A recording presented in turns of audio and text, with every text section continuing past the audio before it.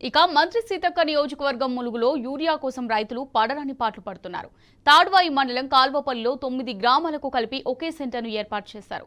దీంతో 9 గ్రామాల అన్నదాతలు అక్కడిగా క్యూ కట్టారు.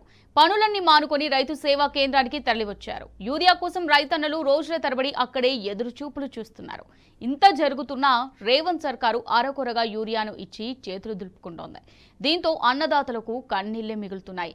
సాక్షాత్తు మంత్రి సీతక్క నియోజకవర్గంలోనే పరిస్థితి ఇంత దయానీయంగా ఉంటే మిగతా చోట్ల రైతుల పరిస్థితి ఎంత దారుణంగా ఉందో అర్థం చేసుకోవచ్చు.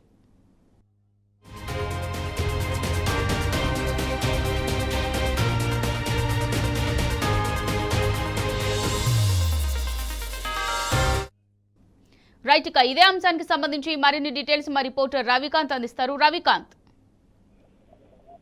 ఉమ్మడి వరంగల్ జిల్లా వ్యాప్తంగా యూరియా కొరత రైతాంగాన్ని అయితే ఇబ్బందులు పెడుతున్న పరిస్థితి కనిపిస్తా ఉంది. తాజాగా మంత్రి సీతక్క నియోజకవర్గంలో కూడా యూరియా కొరత రైతాంగాన్ని ఇబ్బందులు పెడుతోంది. ప్రధానంగా ఏజెన్సీ ప్రాంతంగా ఉండేటువంటి ములుగు జిల్లాకు సంబంధించి సరిపడా యూరియా అందుబాటులో ఉంది. మంత్రి నియోజకవర్గం కాబట్టి యూరియా అందుబాటులో ఉన్నటువంటి ప్రచారం మొత్తం అబద్ధమని వాళ్ళ తెల్లమైనటువంటి పరిస్థితి కనిపిస్తా ఉంది. తాడ్వాయి మండలం కాల్వపల్లి అనే గిరిజన గ్రామానికి సంబంధించి ఇక్కడ ఆగ్రోస్ ద్వారా రైతాంగానికి యూరియా అందించేటువంటి పంపిణీ కేంద్రాన్ని ఏర్పాటు చేశారు.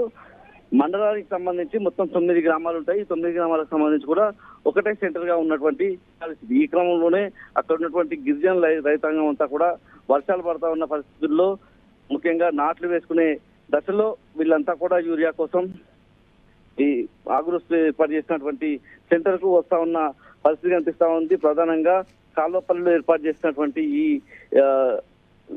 సెంటర్ కి ప్రధానంగా అక్కడే ఉన్నటువంటి ముఖ్యమైనటువంటి 9 గ్రామాలు, మండలంలో ఉన్నటువంటి 9 గ్రామాలు బయ్యక్కపేట, నార్లాపూర్, నేరారం, ఊరట్టం, బెంగళాపూర్, కొత్తూరు, కన్నేపల్లి, రెడ్డిగూడెనికి సంబంధించినటువంటి రైతాంగం పెద్ద సంఖ్యలో వచ్చే పరిస్థితి మనకు కనిపిస్తా ఉంది. దీంతో ఆ యూరియా సప్లై చేయడంలో పూర్తిగా రైతాంగం, జిల్లా యంత్రాంగం కూడా విఫలమవుతా ఉంది. ఒక్కో రైతుకు వారానికి సరిపడేటువంటి యూరియా కావాలని వాళ్ళంతా కూడా ఆందోళన వ్యక్తం చేస్తున్న పరిస్థితి కూడా కనిపిస్తా ఉంది. సరిపడినంత యూరియా అందించడం లేదు.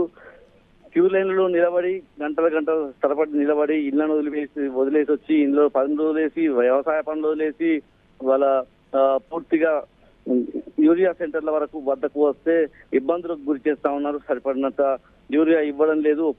ఒకే బస్తా ఇచ్చి చేతులు దుక్కునే విధంగా అక్కడ ఉన్నటువంటి సిబ్బంది పనిచేస్తా ఉన్నారని చెప్తా ఉన్నారు. అక్కడ ఉన్నటువంటి గిరిజన రైతాంగం అంతా కూడా పూర్తిగా ఎన్నిసార్లు యూరియా బస్తాల కోసం పిఎస్సిఎస్ సెంటర్లకు కావచ్చు, ఇలా ఆగ్రోస్ ఏర్పాటు చేసినటువంటి సెంటర్లకు రావాలన్నటువంటి అంశాన్ని అయితే రైతాంగం చెప్తా ఉన్న పరిస్థితి. మంత్రి సీతక్క నియోజకవర్గంలోనే ఇలా ఉంటే పరిస్థితి రాష్ట్రంలో ఎలా ఉంటుందో అర్థం చేసుకోవచ్చు అనే అంశాన్ని అయితే రైతాంగం తమ ఆవేదన రూపంలో చెప్తా ఉన్నారు. గంటల తరబడి, రోజుల తరబడి పడిగాపులు గాయాల్సి వస్తుంది. ఒక్కోసారి వారం రోజులు తిరిగితే తప్ప ఒక బస్తా దొరికే పరిస్థితి లేదని రైతాంగం తమ ఆవేదన అయితే వ్యక్తం చేస్తా ఉన్న పరిస్థితి కనిపిస్తా ఉంది.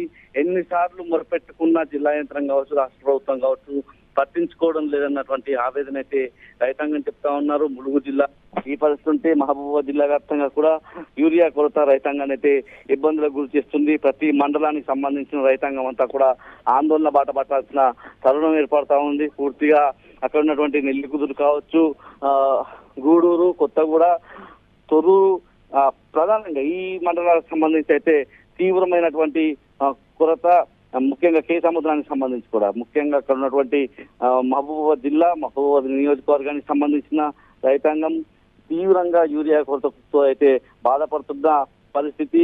అర్ధరాత్రులు అక్కడికి వచ్చి యూరియా సెంటర్లో ఏదైతే పిఎస్సిఎస్ కేంద్రాల వద్ద, ఆగ్రోస్ కేంద్రాల వద్ద నిద్రపోవాల్సిన దుస్థితి మరొకసారి కాంగ్రెస్ ప్రభుత్వంలో దాపరించిందని రైతాంగం అయితే తమ ఆవేదన వ్యక్తం చేస్తున్నారు.